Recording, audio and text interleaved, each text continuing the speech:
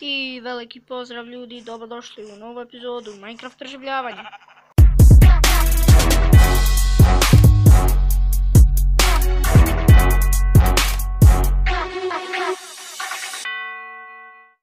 Kao što vidite, tu je ta kuća, znači, sad ću vam pokažem kako izgleda, znači ovo je baš stvoreno za survival, tamo je kućica, znači evo pogledajte.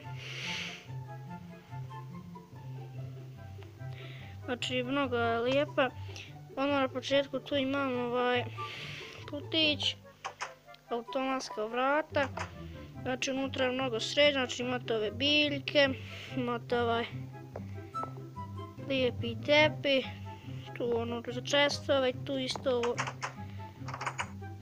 ovi furnisi. Idemo na drugi sprat, znači gore imamo ovo kao za spavanje, znači spavaću sobu, znači tu i tamo, znači. A ovdje nam je znači furnace, crafting table i chest, da ostaje neke stvari, tu su isto biljke. Znači idemo na gore potkolje, znači tu nema ništa, znači samo se stave ove knjige koje to onako, znači ovdje možete napraviti chest room, što htio sam to da napravim, ali nisam. Znači evo još jedno da pogledate. Tako da evo to je taj tepih, znači mnogo mi se sviđa ovaj tepih.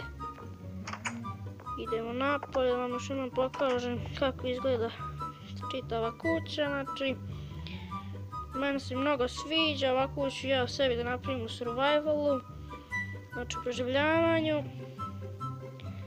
Tako vidite. Tako da to bilo to.